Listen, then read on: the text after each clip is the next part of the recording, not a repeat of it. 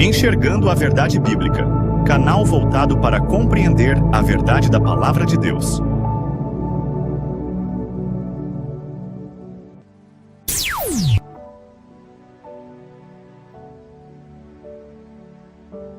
A fé vem pelo ouvir da Palavra de Deus. Olá, paz seja contigo. Vamos para mais uma meditação da Palavra de Deus. Hoje o tema será a pregação esquecida, chamado ao arrependimento. O Evangelho, antes de falar em salvação, antes de falar em graça, antes de falar em vida eterna no paraíso, nos chama ao arrependimento. O chamado ao arrependimento está cada vez mais esquecido nos dias atuais.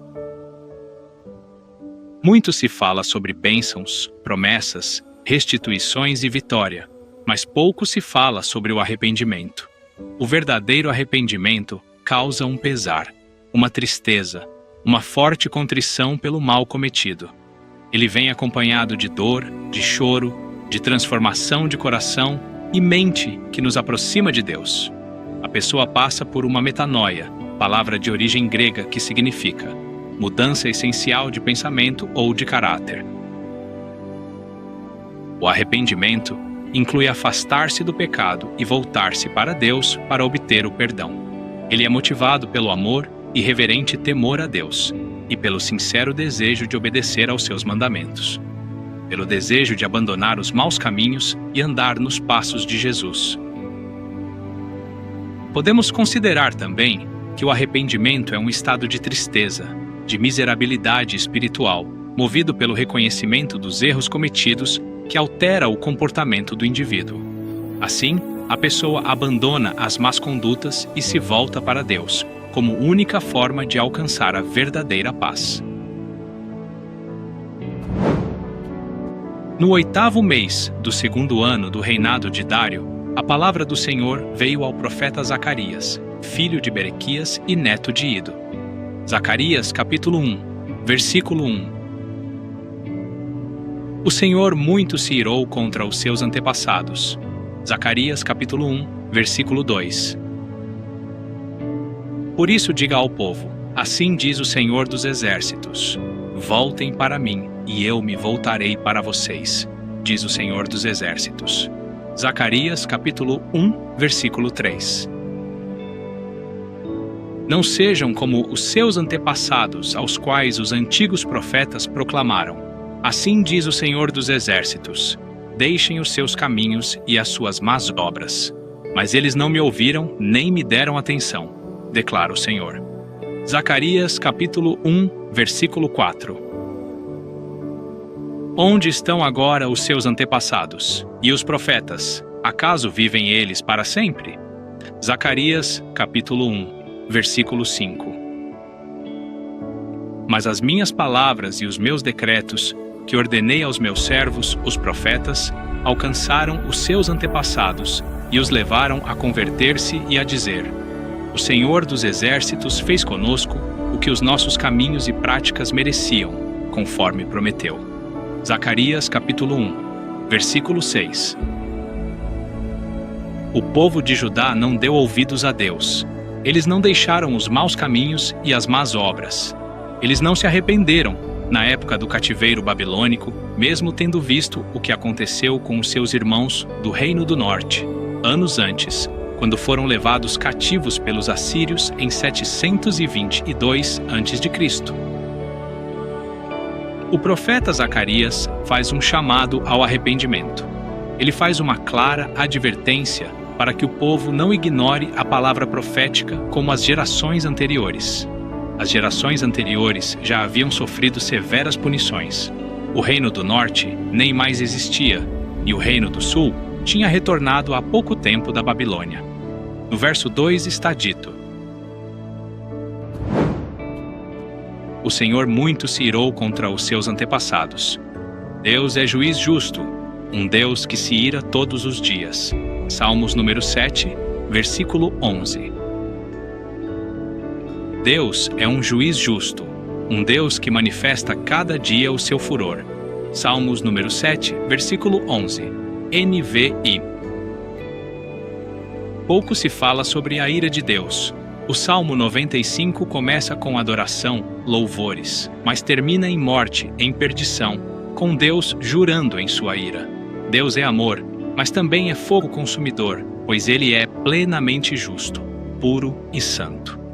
Em Deus não há trevas alguma. O maior inimigo do Altíssimo é o pecado. Não existe paz entre o Criador e o pecado. A santidade do Eterno exige a punição da transgressão de sua lei. Nós temos que servir ao Senhor com reverência, tremor e santo temor. O profeta Habacuque declarou: Teus olhos são tão puros que não suportam ver o mal. Não podes tolerar a maldade.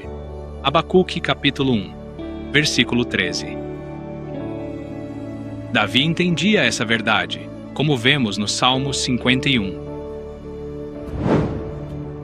Tem piedade de mim, ó Deus, segundo a tua misericórdia, conforme a tua grande clemência, apaga minhas transgressões. Vá-me de toda a minha culpa e purifica-me do meu pecado. Pois no meu íntimo reconheço as minhas transgressões e trago sempre presente o horror do meu pecado. Pequei contra ti somente, e pratiquei o mal que tanto reprovas. Portanto, justa é a tua sentença, e incontestável ao julgar-me condenado. Reconheço que sou pecador desde o meu nascimento. Sim, desde que me concebeu minha mãe. Sei que tu queres estabelecer a verdade no meu interior, e no meu coração ministras a tua sabedoria. Portanto, purifica-me com hisopo e ficarei limpo. Lava-me, e mais branco do que a neve serei.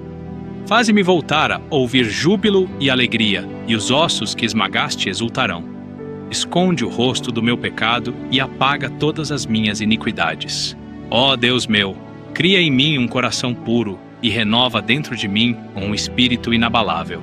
Não me afastes da tua presença, nem tires de mim teu Santo Espírito. Restitui-me a alegria da tua salvação e sustenta-me com um espírito disposto a obedecer. Então ensinarei os teus caminhos aos transgressores, para que os pecadores se voltem também para ti. Salva-me do pecado de sangue derramado, ó Eterno, Deus da minha salvação, para que minha língua seja livre para cantar, exaltando a tua justiça. Ó Senhor, dá palavras corretas aos meus lábios, para que a minha boca possa proclamar o teu louvor. Não te deleitas em sacrifícios, nem te comprazes em oferendas, pois se assim fosse, eu os ofereceria. O verdadeiro e aceitável sacrifício ao Eterno é o coração contrito. Um coração quebrantado e arrependido jamais será desprezado por Deus. Que te regozijes em abençoar a Sião e edificar as muralhas de Jerusalém. Então te agradarás dos sacrifícios sinceros, das ofertas queimadas e dos holocaustos, e novilhos serão oferecidos sobre o teu altar. Salmos número 51. Pedro se arrependeu amargamente depois de ter negado 3 vezes a Jesus. Então Pedro se lembrou da palavra que Jesus tinha dito: Antes que o galo cante, você me negará 3 vezes. E saindo dali, chorou amargamente. Mateus capítulo 26, versículo 75. Não podemos nos enganar. Deus vai destruir todos os ímpios. O Senhor destruirá todos aqueles que não se arrependerem eficazmente, verdadeiramente. Todos que não se desviarem das práticas reprováveis. Fogo vai adiante dele e devora os adversários ao redor. Seus relâmpagos iluminam o mundo, a terra os vê e estremece. Os montes se derretem como cera diante do Senhor, diante do soberano de toda a terra. Salmos número 97, versículo 3 a 5. O Senhor cuida da vida dos íntegros, e a herança deles permanecerá para sempre. Em tempos de adversidade, não ficarão decepcionados. Em dias de fome, desfrutarão fartura. Mas os ímpios perecerão. Os inimigos do Senhor murcharão como a beleza dos campos. Desvanecerão como fumaça. Salmos número 37, versículo 18 a 20. A Bíblia faz clara distinção entre o joio e o trigo, entre o pecador arrependido e o não arrependido, entre as ovelhas e os bodes, entre o justo e o ímpio.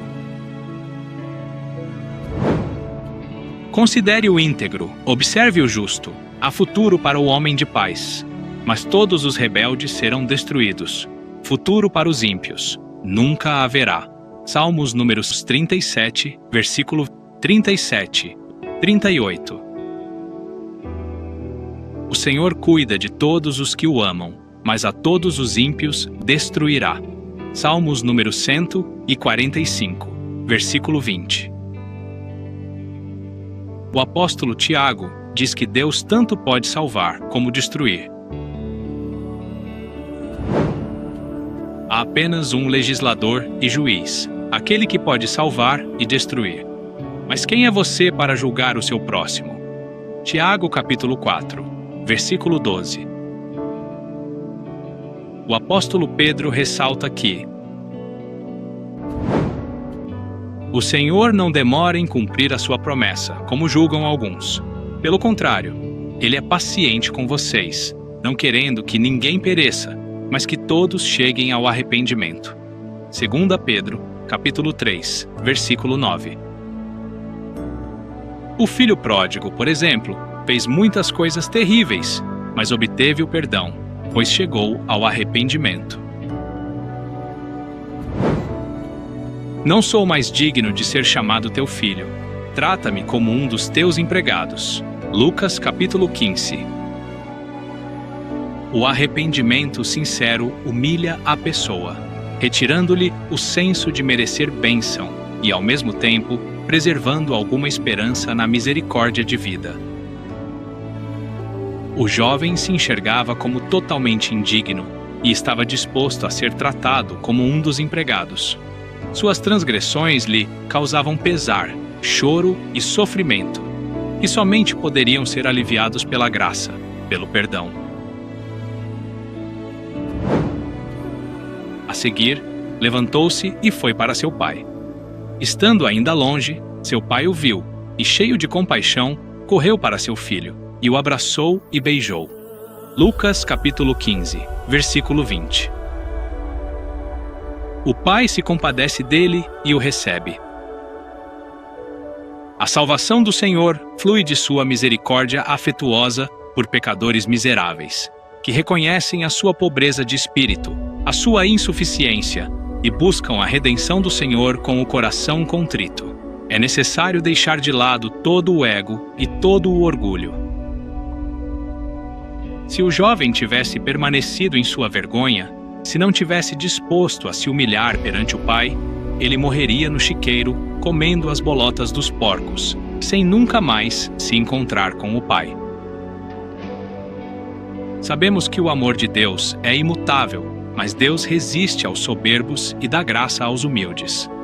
Deus está disposto a perdoar, pelos méritos de Jesus, pela obra consumada na cruz, todos aqueles que verdadeiramente se arrependerem de seus pecados. Por isso, Deus deu o seu Filho unigênito, para que todo o que nele crer não pereça, mas tenha a vida eterna. O problema é que muitas pessoas não entendem que crer em Jesus importa em conhecê-lo conforme está dito nas Escrituras, e não conforme é dito nos templos de pedra, e não conforme é dito nas seitas e denominações religiosas. Crer em Jesus importa em ouvir e praticar as palavras dele da forma como está na Bíblia. Quem crer em mim, como diz a Escritura, do seu interior fluirão rios de água viva. João capítulo 7, versículo 38. Muitos ouvem a palavra, mas não praticam. Por que vocês me chamam Senhor, Senhor, e não fazem o que eu digo? Lucas capítulo 6, versículo 46. Eu lhes mostrarei a que se compara aquele que vem a mim, ouve as minhas palavras e as pratica.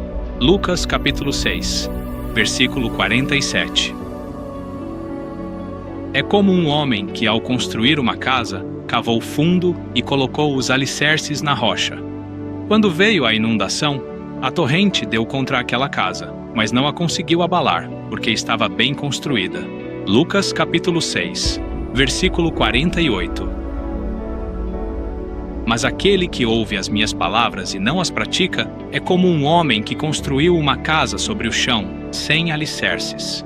No momento em que a torrente deu contra aquela casa, ela caiu, e a sua destruição foi completa. Lucas capítulo 6, versículo 49. Muitas pessoas começam a pregar o evangelho com a frase: Jesus te ama, o que pode levar a pessoa a permanecer ainda mais confortável em seus delitos e pecados. Mas João Batista inicia o seu ministério dizendo: Naqueles dias surgiu João Batista, pregando no deserto da Judéia. Ele dizia: Arrependam-se, porque o reino dos céus está próximo. Mateus capítulo 3, versículo 1 e 2. Antes da vinda de Jesus, João pregou um batismo de arrependimento para todo o povo de Israel. Atos capítulo 13, versículo 24. O Senhor Jesus inicia o seu ministério dizendo: Daí em diante, Jesus começou a pregar: Arrependam-se, pois o reino dos céus está próximo. Mateus capítulo 4, versículo 17.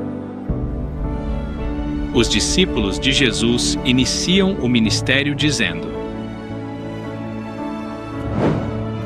Eles saíram e pregaram ao povo que se arrependesse. Marcos capítulo 6, versículo 12. João Batista não destaca o amor de Deus no início da pregação, mas sim a ira de Deus contra aqueles que não se desviassem dos maus caminhos. Raça de víboras, quem lhes deu a ideia de fugir da ira que se aproxima? Deem fruto que mostre o arrependimento. Mateus capítulo 3, versículos 7 e 8. O machado já está posto à raiz das árvores, e toda árvore que não der bom fruto será cortada e lançada ao fogo. Mateus capítulo 3, versículo 10. Ele traz a pá em sua mão e limpará sua eira, juntando seu trigo no celeiro, mas queimará a palha com fogo que nunca se apaga. Mateus capítulo 3, versículo 12. O arrependimento nos cura da cegueira espiritual. Nós não nascemos como filhos de Deus. Nós nascemos como criaturas debaixo da ira de Deus, mas com o chamado para a conversão. Deus quer nos adotar como filhos. O diabo quer nos manter na cegueira, para que não nos voltemos a Deus. O Deus desta era cegou o entendimento dos descrentes, para que não vejam a luz do Evangelho da glória de Cristo, que é a imagem de Deus. 2 Coríntios capítulo 4, versículo 4. Ao servo do Senhor não convém brigar, mas, sim, ser amável para com todos, apto para ensinar, paciente. Deve corrigir com mansidão os que se lhe opõem, na esperança de que Deus lhes conceda o arrependimento, levando-os ao conhecimento da verdade, para que assim voltem à sobriedade e escapem da armadilha do diabo, que os aprisionou para fazerem a sua vontade. 2 Timóteo capítulo 2, versículos 24 a 26. Pois também Cristo sofreu pelos pecados uma vez por todas, o justo pelos injustos, para conduzir-nos a Deus. Ele foi morto no corpo, mas vivificado pelo Espírito. 1 Pedro capítulo 3, versículo 18. No qual também foi e pregou aos espíritos em prisão. 1 Pedro capítulo 3, versículo 19. Que há muito tempo desobedeceram, quando Deus esperava pacientemente nos dias de Noé, enquanto a arca era construída. Nela, apenas algumas pessoas, a saber, 8, foram salvas por meio da água. 1 Pedro capítulo 3, versículo 20. Por isso dizemos que aquela pessoa que ainda não se converteu não está liberta.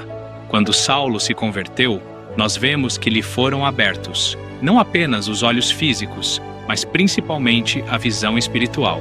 Leitura de Atos, capítulo 9, versículo 1 a 22. Entre mentes, Saulo ainda respirava ameaças de morte contra os discípulos do Senhor. Dirigindo-se ao sumo sacerdote, pediu-lhe cartas para as sinagogas de Damasco, de maneira que, eventualmente encontrando ali homens ou mulheres que pertencessem ao caminho, estivesse autorizado a conduzi-los presos a Jerusalém. Entretanto, durante sua viagem, quando se aproximava de Damasco, subitamente uma intensa luz, vinda do céu, resplandeceu ao seu redor. Então, ele caiu por terra e ouviu uma voz que lhe afirmava: Saulo, Saulo, por que me persegues? Ao que ele inquiriu: Quem és, Senhor? E ele disse: Eu sou Jesus, a quem tu persegues. Contudo, levanta-te e entra na cidade, pois lá alguém te revelará o que deves realizar. Os homens que acompanhavam Saulo na viagem caíram emudecidos. Podiam ouvir a voz, mas a ninguém viam.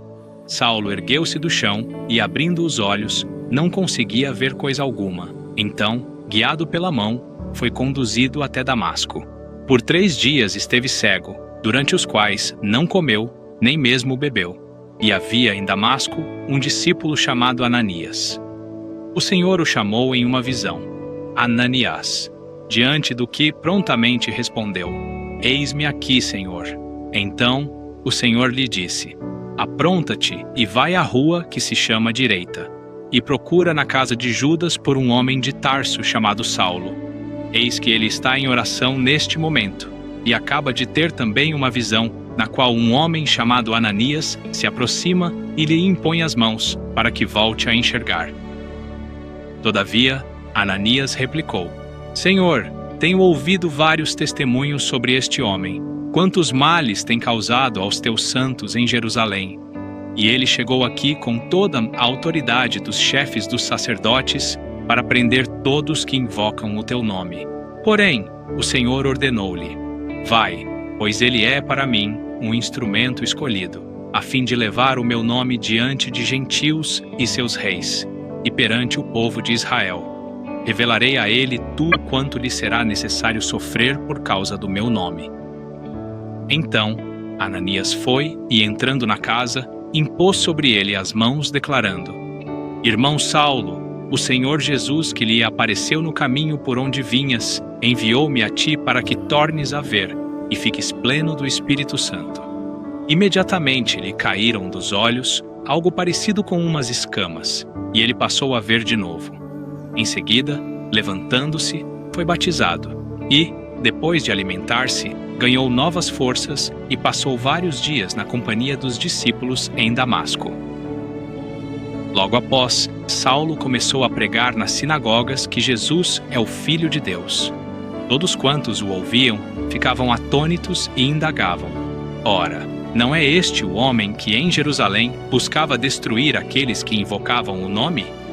E não é ele mesmo que tinha vindo aqui com a finalidade de detê-los e levá-los à presença dos principais sacerdotes?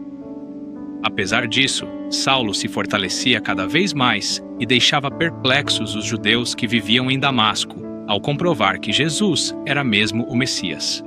Atos capítulo 9, versículos 1 a 22. Quando Paulo explicou a sua conversão para o rei Agripa, ele disse: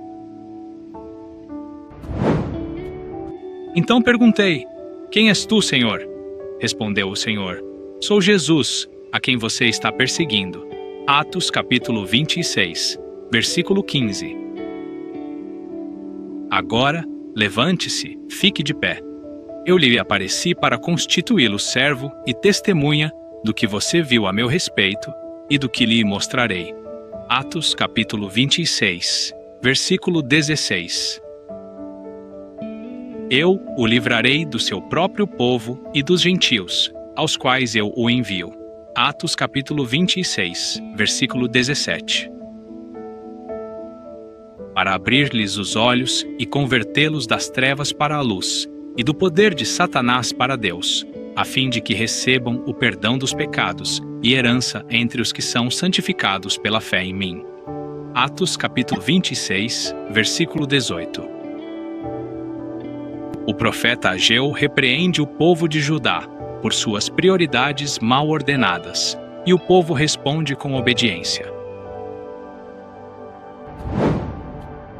O povo se arrependeu dos maus caminhos e se voltou ao Senhor, que passou a abençoá-los. Ainda há alguma semente no celeiro? Até hoje a videira, a figueira, a romeira e a oliveira não têm dado fruto. Mas, de hoje em diante, abençoarei vocês. Ageu, capítulo 2, versículo 19.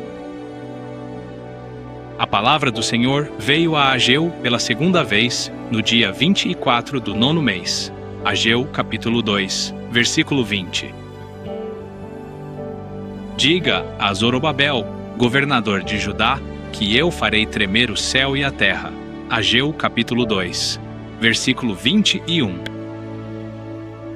Derrubarei tronos e destruirei o poder dos reinos estrangeiros. Virarei os carros e os seus condutores. Os cavalos e os seus cavaleiros cairão, cada um pela espada do seu companheiro. Ageu, capítulo 2, versículo 22.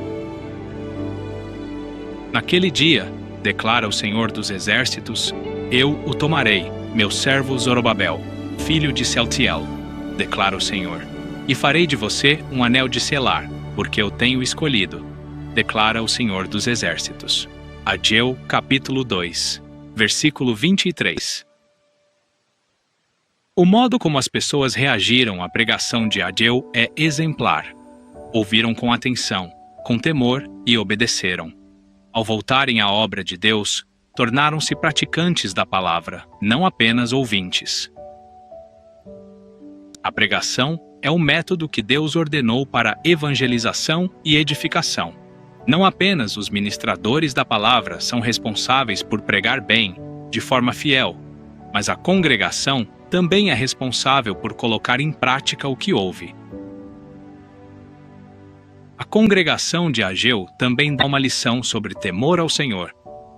As pessoas do período pós-exílio tinham perdido a visão e a energia para trabalhar em prol do reino. Mas quando se tornaram conscientes da presença de Deus e o temeram, decidiram obedecer. O que tememos determina o nosso comportamento. Por isso a Bíblia diz que o temor do Senhor é o princípio da sabedoria. Quando estamos conscientes da vontade e da santidade de Deus, passamos a enxergá-lo em cada parte da nossa vida, em cada passo que damos. Se não levarmos a sério o que Deus pede, as consequências são trágicas. Com Deus não se brinca. Não podemos relativizar. Não basta apenas se arrepender de forma intelectual, ou seja, reconhecendo aquilo que está errado, mas é necessário se arrepender também de forma emocional. Sentir tristeza no coração. Quem não sente tristeza pelo pecado, ainda não passou pelo processo. A pessoa que se arrepende dá meia volta. Ela volta para Deus, tal como o filho pródigo voltou para a casa de seu pai, depois de ter ido morar em uma terra muito distante. Na época de Ageu, os judeus haviam voltado do cativeiro da Babilônia, mas estavam cuidando de seus próprios interesses, e não das coisas do Senhor. A ordem de Deus é: tornai-vos para mim. Se você se voltar para Deus, Ele se volta para você.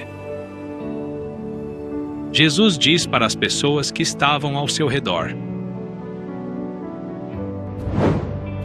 Naquela ocasião, alguns dos que estavam presentes contaram a Jesus que Pilatos misturara o sangue de alguns galileus com os sacrifícios deles.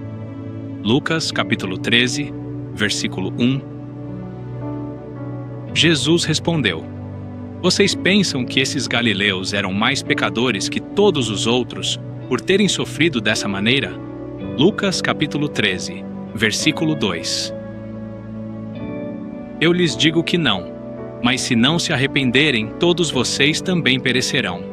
Lucas capítulo 13, versículo 3. Ou vocês pensam que aqueles 18 que morreram, quando caiu sobre eles a torre de Siloé, eram mais culpados do que todos os outros habitantes de Jerusalém. Lucas 13:4. Eu lhes digo que não, mas se não se arrependerem, todos vocês também perecerão. Lucas capítulo 13, versículo 5. Então contou esta parábola. Um homem tinha uma figueira plantada em sua vinha. Foi procurar fruto nela, e não achou nenhum. Lucas capítulo 13, versículo 6. Por isso disse ao que cuidava da vinha: já faz 3 anos que venho procurar fruto nesta figueira e não acho. Corte-a, por que deixá-la inutilizar a terra? Lucas capítulo 13, versículo 7. Respondeu o homem: Senhor, deixe-a por mais 1 ano, e eu cavarei ao redor dela e a adubarei. Lucas capítulo 13, versículo 8. Se der fruto no ano que vem, muito bem. Se não, corte-a. Lucas capítulo 13, versículo 9. Advertência dos apóstolos para os judeus que estavam em Jerusalém. Arrependam-se, pois, e voltem-se para Deus, para que os seus pecados sejam cancelados, para que venham tempos de descanso da parte do Senhor, e Ele mande o Cristo, o qual lhes foi designado, Jesus. Atos capítulo 3, versículo 19 e 20. Mensagem para a Igreja Apostólica em Efésio. Lembre-se de onde caiu.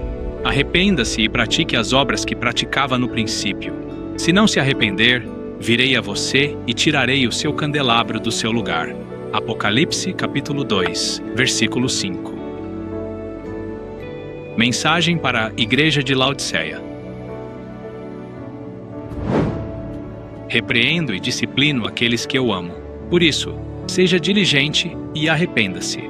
Apocalipse capítulo 3, versículo 19. Hoje é o dia. Hoje é o tempo de Deus. Não podemos perder a oportunidade sem sofrer as consequências. Deus cumpre tanto as suas promessas de bênçãos, quanto cumpre as suas promessas de disciplina e juízo. Aproximem-se de Deus, e Ele se aproximará de vocês. Pecadores, limpem as mãos, e vocês, que têm a mente dividida, purifiquem o coração. Entristeçam-se, lamentem e chorem. Troquem o riso por lamento e a alegria por tristeza. Humilhem-se diante do Senhor, e Ele os exaltará. Tiago capítulo 4, versículo 8 a 10. Porque Deus tanto amou o mundo que deu o seu Filho unigênito, para que todo o que nele crer não pereça, mas tenha a vida eterna. João capítulo 3, versículo 16. Não a nós, Senhor, nenhuma glória para nós, mas sim ao teu nome, por teu amor e por tua fidelidade. Pois dele, por ele e para ele são todas as coisas. A ele seja a glória para sempre. Amém. Glória a Deus e a Jesus, nosso Redentor. Fiquem todos na paz e na proteção do Eterno. Em nome do Senhor Jesus. Amém. Acesse os seguintes canais no YouTube. Canal O Caminho Estreito, YouTube. Canal do Evangelista Flávio, YouTube. Se inscreva nestes canais e assinem o sininho para receber notificações quando tiver transmissão de live ao vivo. Acesse também o site da Igreja de Deus Movimento Congregacional em www.igrejadedeus.com.br. Neste site você encontrará vários estudos da sã doutrina, seja em áudios, vídeos e PDF. Paz seja convosco.